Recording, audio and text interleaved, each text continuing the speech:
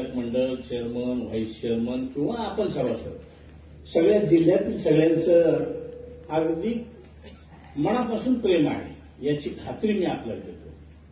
कारण अनेक ठिकाणी सहकारात राजकारण असतं, वेगवेगळी लोक राजकारण असतात, परंतु दिंडोरीकडे पाहण्याचा दृष्टिकोन हा जिल्ह्याचा एक आगळा वेगळा आहे आणि त्याच्यातूनच सुनील भाऊंचं आमचं जमलंय. बरोबर. आणि आता अध्यक्षांनंतर बोलणं तसं फारसं बरोबर नाही आणि साहेबांनीच पूर्ण माहिती दिल्यामुळे आता मला वाटतंय फारसं बोलण्यासारखं काही राहिलेलं नाही. हे शेवटच्या भाषणाला बरं जमतं. पण तरी सुद्धा थोडंसं कारखाना किंवा शेती प्रतिनिधी ह्या गोष्टीची कुठेतरी सांगड असल्याशिवाय फक्त कारखानाच असेल असं नाही तर बाकीच्याही शेतीच्या संदर्भात लोकप्रतिनिधी आणि असलेल्या ज्या काही विविध संस्था, सहकारी संस्था असतील, मग त्या बँका असोत किंवा संघ असोत, कारखाने असोत, याला शासनाची जोड ही लागतेच. आणि त्यामुळेच साहेबांनी आपल्याला वाटतं तर साहेबांनी मनापासून मुख्यमंत्री आणि दोन्ही उपमुख्यमंत्र्यांचं, कारण सहकार नैउद्धार त्याच्यात राजकारण नाही. आणि खरंच मी आपला निरोप साहेब निश्चित शासनाला कळवेल तर बाबा तुम्ही काय पाहत असाल, परंतु साहेबांचं किंवा आमच्या मतदारसंघाचं, तालुक्याचं, आमच्या जिल्ह्याचं एक वेगळं नातं आहे का आम्हाला काम पाहिजे. राजकारण हे राजकारणाच्या वेळेला करू, इलेक्शन येतील एकमेकाच्या विरोधात लढू, परंतु ज्या वेळेला काही जिल्ह्याचं करून घ्यायचं असेल त्यावेळेला बाकी आम्ही हक्कानं म्हणून त्या ठिकाणी किंवा मांडण्याच्या पद्धती वापरून त्या ठिकाणी आम्हाला सहकार्य करा. असा आजपर्यंतचा इतिहास ह्या तालुक्याचा आहे आणि ह्या कार्यक्रमाच्या निमित्तानं मी सगळ्यांची नावं घेणार नाही. सन्मान्य व्यासपीठ उपस्थित बसलेले सर्व प्रमुख असे नेते, कार्यकर्ते, बंधू, तरुण मित्र आणि पत्रकार मित्र, आज तसं साहेबांनी उसाचा क्रमांक सांगितला. मलाही थोडासा असा प्रश्न पडलाय का मी माझ्याही तिथे घरी जाऊन आता मागच्या पंधरवाड्यात फार दिवसानंतर ऊस लावला एवढं माहीत होतं, पण आता गेलो होतो तर बघितलं तर बाकीची सगळी शेती एकदम क्लीन आणि ऊस बाकी गवतानं पूर्ण इसकटून गेलाय. तर या अगदी काही ठराविक गावची काही ठराविक पॉकेट, मग करंजवन म्हणा किंवा लखमापूर म्हणा किंवा इकडचा भाग, काही इकडे तर ऊस सांगायचं तर विषयच येत नाही. आणि तेच बरेच लोक आपल्याकडे बोट करून सांगतात काय रे बाबा सभासद आहेत हे खरी गोष्ट आहे, त्यांनी कारखाना उभा केला ही खरी गोष्ट आहे, पण इनामबारीचा माणूस म्हणतो कारखाना तर आम्ही चालवतो ना, कारण ऊस ते करतात, ऊस पाऊची बारी करते, ऊस पश्चिम पाठ करतो आणि मग त्यांनाही थोडंसं आपण जवळ करण्याची गरज आहे. तर जसं लोकप्रतिनिधी आणि हा विकास तो सांगत असताना परवापासून जसं कारखान्याचं गाळप अमुक तारखेला आहे त्या दिवशी मला साहेबांनी सांगितलं, त्या दिवसापासून साहेब मी एक विचार करत होतो काल आपल्याबरोबर बोललो. खासदार साहेब, पेठमध्ये मोठ्या प्रमाणात ऊस आहे, मोठ्या प्रमाणात, म्हणजे कदाचित करंजवन फार पुढे आहे, पण करंजवनच्या बरोबरीत तरी असण्याची शक्यता नाकारता येत नाही, एवढा मोठा ऊस आहे. म्हणजे काळजी आणि काय करावं लागणार आहे हे काय मी बाहेर जाऊन कुठून ट्रेनिंग घेऊन आलो असं तर नाही, दिलीप काका कुठून बाहेरून ट्रेनिंग घेऊन इथं आमदार झालेत असंही नाही. आम्ही इथं जन्माला आलो की इथल्या सगळ्याच उणिवा, सगळ्याच अडीअडचणींचा त्या ठिकाणी निश्चित आम्हाला वेळेतच क्लिक होतं. वेळेतच होतं असं म्हणण्यापेक्षा पूर्व प्राधान्याने सुद्धा त्या ठिकाणी क्लिक होतं. तसं काल मी फोन केला साहेबांना की साहेब आपण आता उद्या गाळप सुरू करतो, पेठचं कोणी आलं की नाही मला माहित नाही, परंतु पेठचा घाट तिथून सुरू करतो इकडून मी पाडला आणून सोडतो वाटलंच. आता असं व्हायला नको बाबा तिकडं सुरू केलं याने, पण आहेत ना ते उसत आणायचं आहे, त्याच्यावरही आपला कारखाना आहे किंवा त्याच्यावरही त्यांची जगणूक आहे. सावळ घाटचं काम करतोय आपण आता, घाटाचं खासदारचं घाट 3 महिने आपण बंद ठेवतो. 3 महिने सांगताना सांगतो तो पाऊस येईपर्यंत बंदच राहील, कारण त्याचं काम चालू राहील, दुसरा त्याला पर्यायी रस्ताच नाही. गाळप सुरू करण्याच्या दिवसापासून माझ्या डोक्यात आता याचं उत्तर मी काय द्यायचं, कारण तो ऊस निघण्याला जागा कुठूनच नाही ना, तिकडे हर्सूलच्या बाजूने निघू शकत, ना इकडे सावळ्या पोळ्याच्या घाटातून निघू शकत, ना मेटाच्या घाटातून निघू शकत, ना आसरबारीच्या घाटातून निघू शकत, ना रडतोंडीच्या घाटातून निघू शकत. त्याला एकच मार्ग आहे का तो घाटाळवारीवरून आणावा लागणार आहे. आणि मग त्याचे किलोमीटर म्हटले तर 40% किलोमीटर वाढतात. पर्यायानं तो शेतकऱ्यांना साहेब तुम्ही संचालक मंडळ काय रिलीफ द्याल माहित नाही, पण त्याचा परिणाम हा सगळ्यांवर आपल्यावर होणार आहे. आणि तो होऊ नये याच्या दृष्टीनं अगदी 2च दिवसात मी एक रस्ता शोधलाय आणि त्याचं काम 2 दिवसातच सुरू करून देणार आहे. का तो मंजूर होऊ नसेल तर ना, त्याच्याशिवाय एकही गाडी येऊ शकत नाही.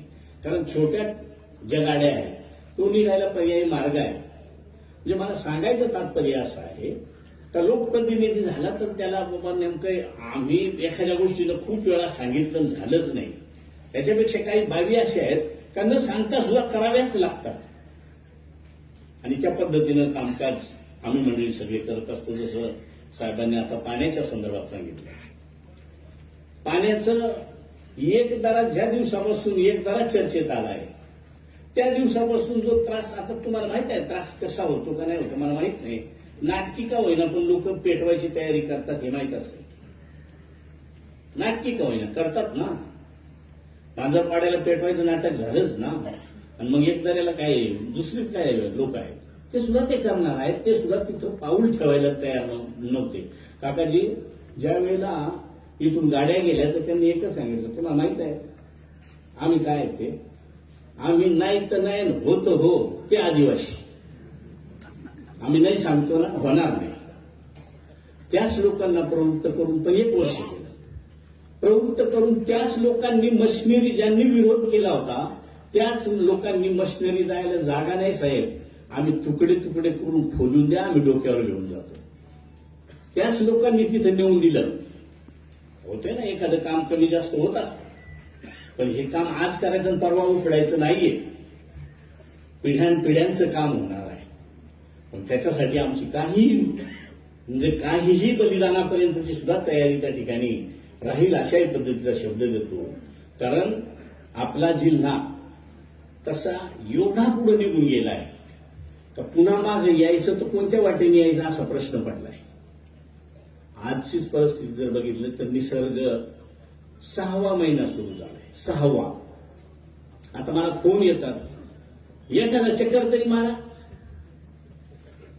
साहेब द्राक्ष बागा फेल गेल्या पाण्यामुळं तुम्ही हा प्रश्न विधानसभेत मांडा आणि प्रत्येक द्राक्ष बागायची अधिकाऱ्यांना हे करायला सांगा, काय पंचनामे करायला सांगा. एक द्राक्ष बाग राहिली नाही.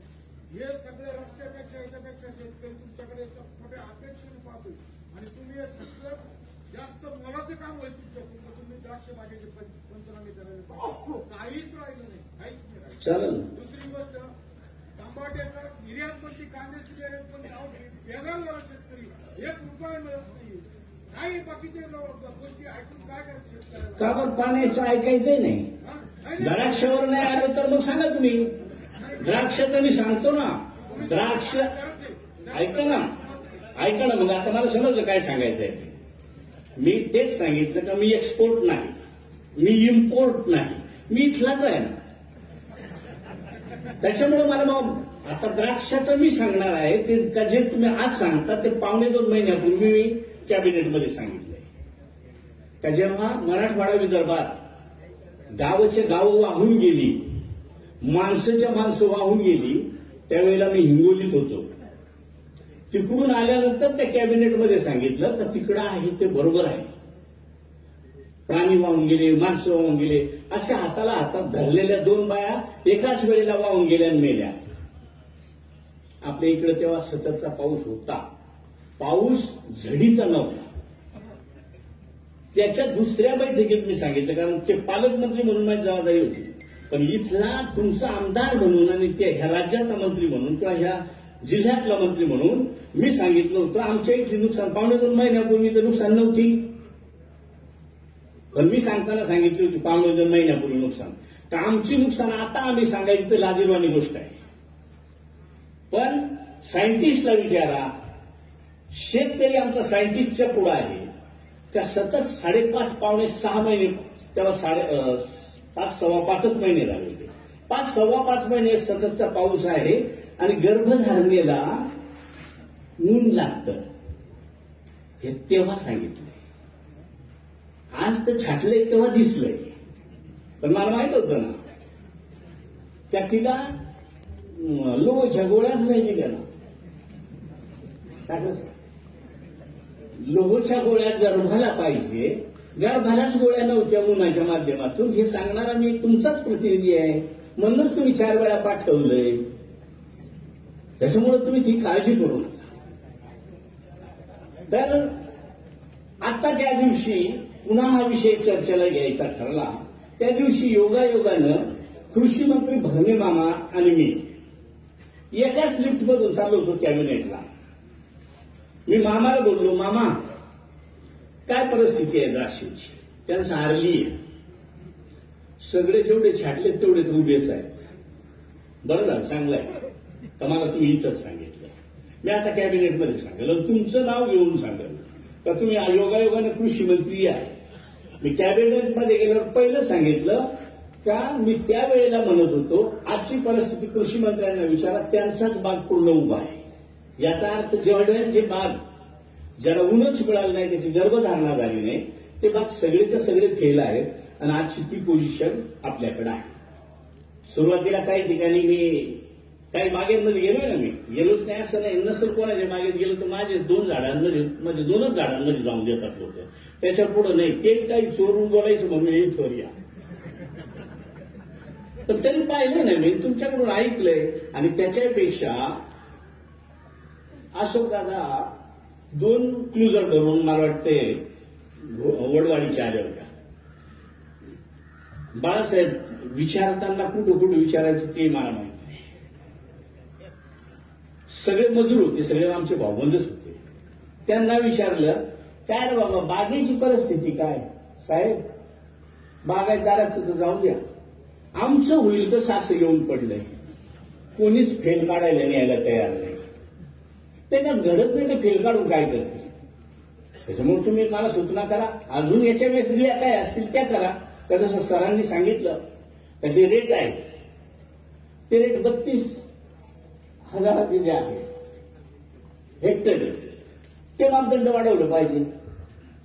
त्याच्या संदर्भात आम्ही प्रयत्न करतोय, कारण ते सुद्धा यंदा वाढवून दिले. मागच्या वर्षीचे रेट वेगळे होते.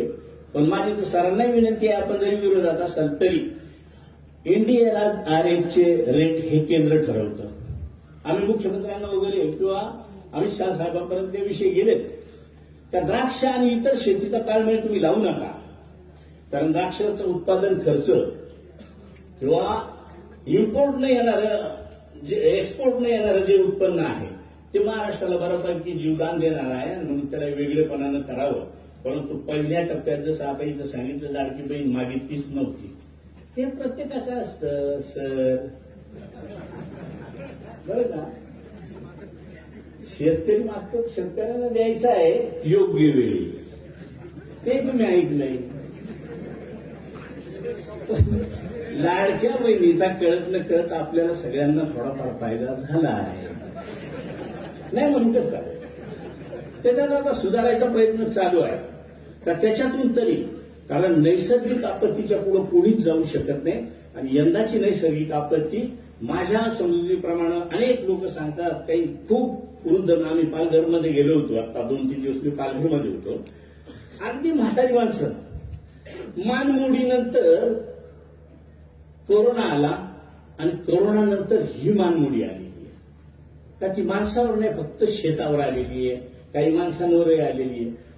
द्राक्षाच्या संदर्भात ते तर त्यांना काय माहित नाही, त्यांना भात हे माहित आहे. पण मी सांगितलं होतं, बाबा यंदाचा भात आपला गेला ना तर जीव जीव दम धरून राहू. पण द्राक्षावाला 2 वर्ष आता उजरूच शकत नाही.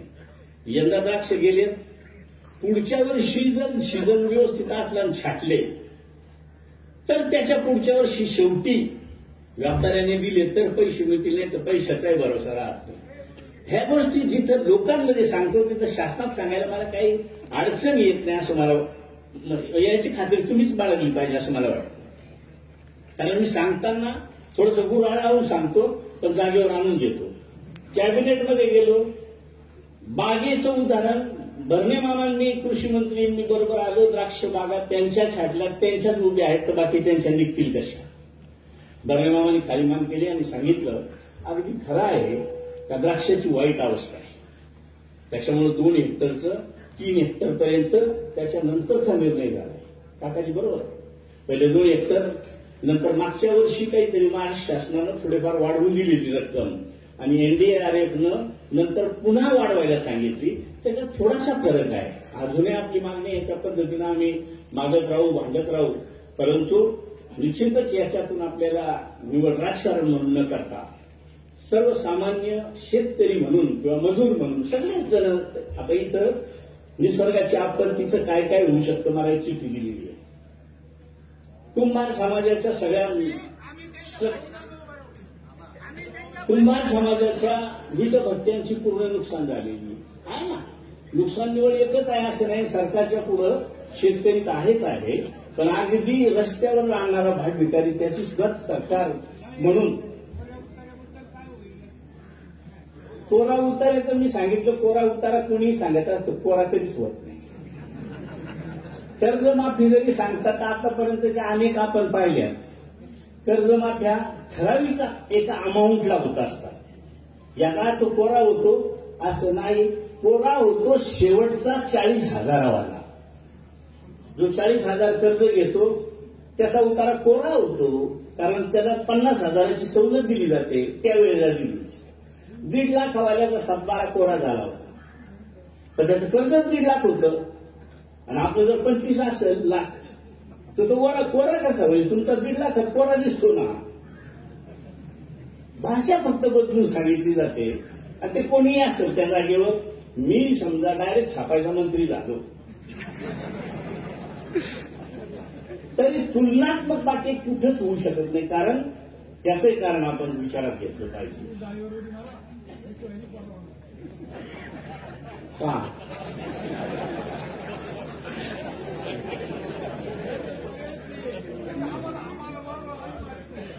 करू आपण काहीतरी मार्ग काढू, परंतु एक हिशोबाने गेलं पाहिजे.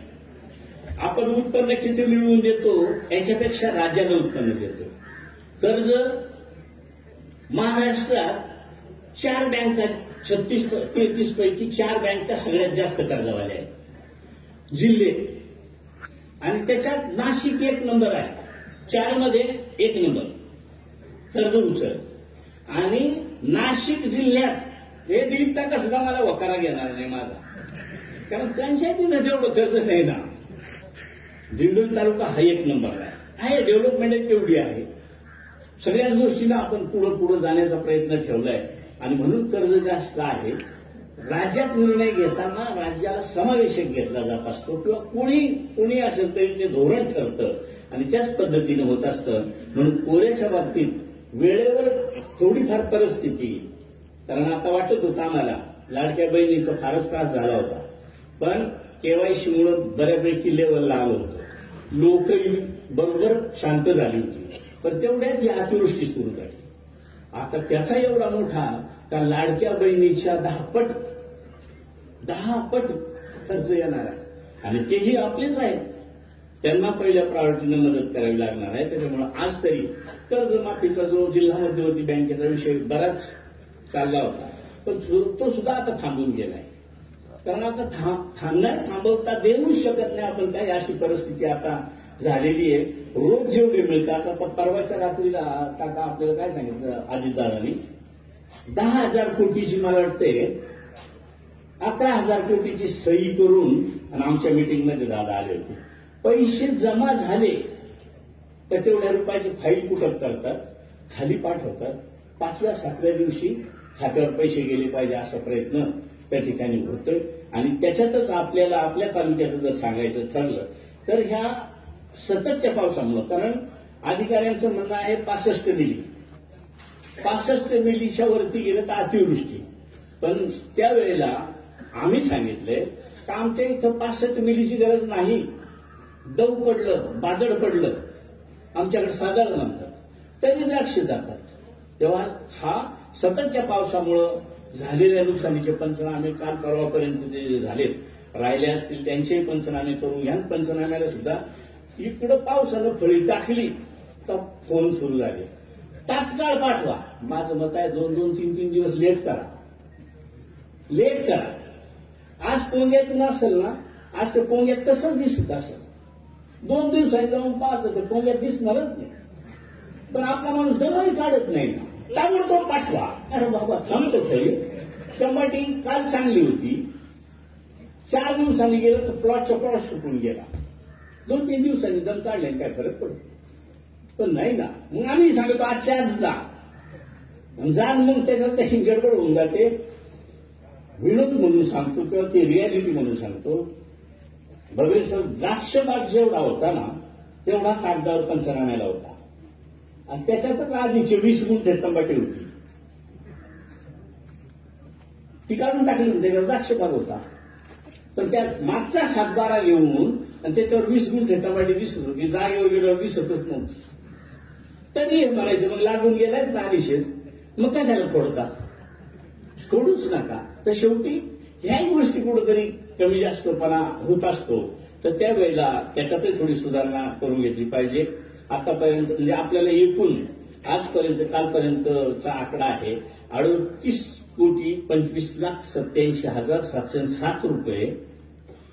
एवढा प्राथमिक अंदाज 5-6 दिवसापर्यंतचा गेलाय. त्याचे पैसे कदाचित काही गावांना मिळालेत, काहींचे पैसे येतील. पैशाला सुद्धा थोडंसं मागं पुढं होतं. आता काही मंडळीने तर 36 कोटी रुपये पूर्ण वाटप, 36 कोटी रुपये पूर्ण होतात, परंतु 3,139 शेतकऱ्यांचं अजूनही केवायसी झालेलं नाही.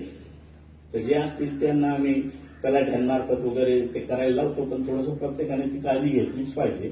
आपलं कुठं काही राहिलंय का त्याची पूर्तता त्या ठिकाणी करावी, अशा पद्धतीनं मी आपल्याला विनंती करतो. खूप बोलण्यासारखं आहे, परंतु रस्त्यांवर बोललं नाही तर त्या बोलण्याला अर्थ नाही. रस्ते सुद्धा मागच्या काळात खूप मंजूर केलेत आपण, खूप बोर्ड लावले असतील तर निवडणुकीपुरते लावले असं चर्चा तर होतीच, पण ती राहतेच.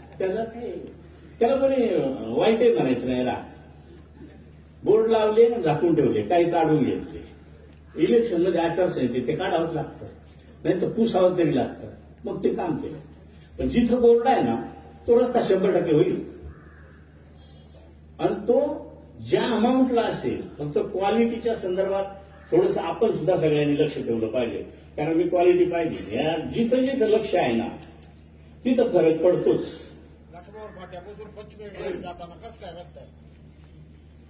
तर मग मी आता पेठकडून सुरू झालो होतो, आता आयवंतवाडीकडून सुरू करतो. हा 4 महिन्यात रस्ता खराब होतो असं रस्ता करतो. तुम्ही त्याला जाब विचारतो. त्याला डीएमपीला आम्ही आता एक नवीन नियम केला. 2 वर्षाचा डीएमपी आता 5 वर्ष केला. तुला 2 वर्षाचं काय झालं, 1 वर्षात काम पूर्ण होत नाही आणि दुसऱ्या वर्षाला तो खराब होत नाही. 1 वर्ष गेलं तर 11व्या-12व्या महिन्यात रस्ता खराब व्हायला लागतो, त्याच्यामुळे तो शेप राहतो. म्हणून आता 5 वर्षाचा डीएलपी केला. 5 वर्ष त्याने रिपेअर करायचा आहे. म्हणजे आता त्याला काही करून त्याची क्वालिटी त्याला सुधारावं लागेल. नसेल तर 5 वर्ष त्याला त्याचे खड्डे कुठे बुजवावं लागतील. त्याच्यामुळे हा एक पर्याय आहे. आणि दुसरं, तुम्ही इथं मला जर लय घाबरवतो, एकदम बोलणं बदलून जातं, तिथे पाहता ना थोडासा रुबाब करून. ते तर तुमचा अधिकार नाही का?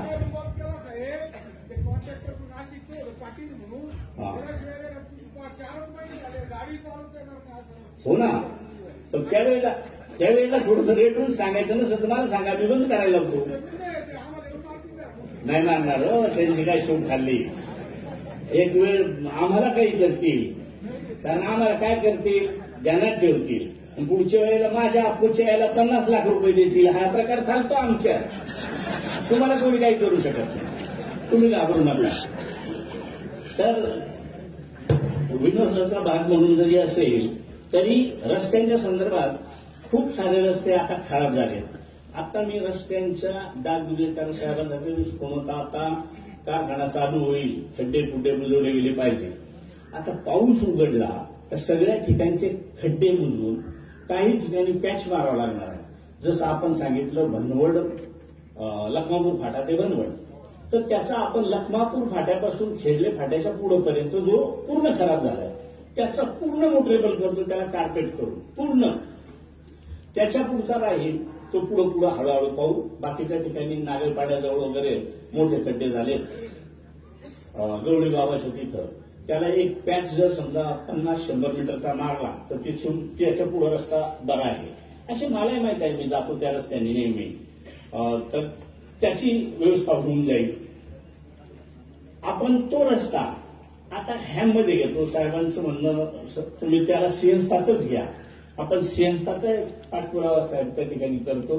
भनवड ते वडनेर बैरम हा पूर्ण रस्ता सीएनस्तात यावा म्हणून तशा शिफारशी करून, कारण त्यांनी शिफारशी घेताना सीएनस्ताला साधू कोणकोणत्या मार्गाने जास्तीचे जातात अशा पद्धतीचा क्रायटेरिया लावला आहे. आणि म्हणून त्याच्यात आपल्याला पिंपरी अंशाला ते नांदोरी हा रस्ता सीएनस्तात बसून गेलाय. आपल्याला दैवी तो वणी हा रस्ता पूर्ण होऊन जातोय. इकडं आपला सुनील भाऊ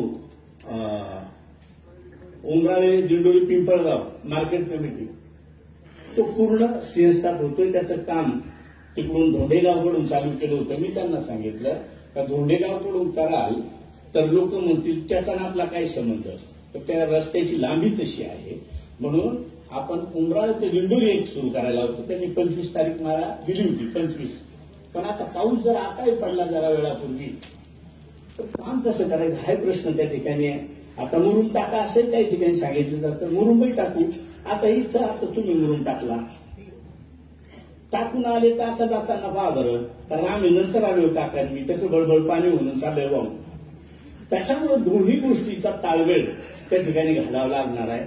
आणि सिंहस्थ कुंभमेळ्यात तसं मग आपल्याला एक ढकांब ते आंबेदिंडोरी, ढकांब ते विद्यापीठ, आपल्याला परत नाशिक ते अकराळे फाटा, ओझरखेडच्या सांडव्यावरचा पूल, दिंडोरीतला फ्लाय आणि अकराळा फाटा ते पुढचा जो आहे सटाण्यापर्यंतचा त्याचं हॅममध्ये असल्यामुळं हॅमच्या अजून 4 वर्ष बाकी आहे. मी नितीन गडकरी साहेबांना 2 वेळा भेटलोय. आज मंत्री आले होते, आजचा हा कार्यक्रम आहे म्हणून, पण मला तिथेही ते भेटतील. परंतु गडकरी साहेबांना आम्ही अशाच पद्धतीने सांगितले का जो अकराळे फाटा तो पुढचा आहे, मग तो वणीपर्यंत असेल, सटाण्यापर्यंत असेल, कुठवर आहे, पण त्याचं जसं आपण टोल माफी किंवा टोलच काढून टाकले तर त्याचे पैसे गव्हर्नमेंटने भरून दिले कॉन्ट्रॅक्टरचे, कारण कॉन्ट्रॅक्टरने काम केलं होतं. तसंच काकाजी आम्हाला तेवढ्या याच्यात मदत करा, कारण अकराळ्यापर्यंत 4 पदरी होतोय, त्याच्या पुढचा राहतो. तर पाहिजे तर मी वेळ घेतो, मीच तुम्हाला घेऊन जातो. आता तसं मला मंत्री म्हणून काही प्रवास आहेत ना कुठं, गडकरी साहेबांकडे जाऊन, आणि गडकरी साहेबांनी मान्यही केलंय का तो रस्ता त्यांना माहित आहे सप्तशृंगी गड आहे किंवा तिकडे तो तसा होऊन नंदुरबारवरून तो गुजरातलाच जोडणार आहे. अशा पद्धतीने जेव्हा ते आम्ही पटवलं त्यावेळेला त्यांची मानसिकता आहे का त्या कॉन्ट्रॅक्टरचे पैसे लगेच भरून जर दिले तर सिंहस्थ परवणीतच आपल्या रस्त्याचं काम अकराळ्या फाट्याच्या पुढचं होऊ शकतं. त्या दृष्टीनं प्रयत्न त्या ठिकाणी मी करतोय. अनेक विषय आहेत, परंतु साहेबांनी सांगितल्याप्रमाणे जे काही पाण्याचे साठे नवीन निर्माण करण्याच्या दृष्टीनं आपल्याला नोटिफाईड नद्यांवर बंधारे बांधणं ही फार काळाची गरज आहे. तर त्या दृष्टीनं प्रयत्न त्या ठिकाणी आम्ही सातत्यानं करतो का आम्हाला जे 15% पाणी जे राहणार आहे लोकल यूजसाठी ते पाणी ठेवायला आमच्याजवळ जागा नाही. कारण आता आपण पाण्यावर फक्त बोलतो, धरणाच्यावर आपण फार कमी मंडळी जाते. धरणांमध्ये आता कपॅसिटी टाकायची अजिबात राहिली नाही, अजिबात नाही. वाघाडचं नंबर 1ला भरून गेले, म्हणजे शर्यतीच्या पाट्या पाडतील अशी परिस्थिती झालेली आहे. आणि म्हणून त्या गाळ काढण्याच्या संदर्भातली काही नवीन धोरणं करावी. तर जसं आम्ही तिथं मांडलंय ते, कारण धरणांचे काही ठराविक जिल्हे आहेत, ठराविक तालुके आहेत, बाकीच्यांना फक्त पाण्याचे तालुके आहेत. पाणी वापरणारे तालुके आहेत, धरणं पाहणारे तालुके फार कमी आहेत. तसं इगतपुरी आणि आपण आणि कळवण हे 2-3 सोडले तर मला वाटतं जास्त धरणं फार ठिकाणी नाही. परंतु वाळू काढायला जसं समुद्रातून वाळू काढतो आपण, कारण गाळ काढताना कोणी सांगतं गाळ काढा, पण वर भेगा जातात अक्षरशः पाय जातील एवढ्याल्या. पण जेव्हा गाळ काढायला जातो आपण, आम्ही काढून पाहिलाय ना, त्यावेळेला त्याच्यातून पाणीच येतं आणि मग गाळच काढता येत नाही. पण काही धरणांमध्ये जसं अशोकदादा वगैरे 30 गावची मंडळी आली होती का आम्हाला गाळ नाही काढला तात्पुरता तरी चालणार आहे, पण मध्ये एक असलेलं मुरबाचं टेकड जे आहे ते काढून दिलं तर मोठा साठा होऊ शकतो. वाघाड धरणात सुद्धा एक आता शासदादा आज नाही येत मला वाटतं तब्येतीमुळं, नसेल तर त्यांना मी मागे सांगितलं का दादा एकदा सर्वेक्षण करू आपण. तर जो जुना डॅम आहे त्याच्यात तो काही काढलेलाच नाही आणि तो पूर्ण डॅम हेमेरच्या कॅमेरा ब्रिटिशकालीन आहे. तो काढायला गाळासारखा काय अडचण येणार नाही, कारण ते सुकं मटेरियल आहे, मुरुंब आहे, दगड आहे, पिचिंग आहे आणि तरी त्याची कपॅसिटी मोठ्या प्रमाणात वाढू शकते. म्हणून सर्जा अशा पद्धतीनं आपल्याला काही ठिकाणची धरणांमध्ये असलेले जे टेकड आहेत ते नवीन होणाऱ्या रस्त्यांसाठी जरी सरकारनं विना रॉयल्टी नेले तरी मला वाटतं आपल्याला बरोबर आहे. म्हणजे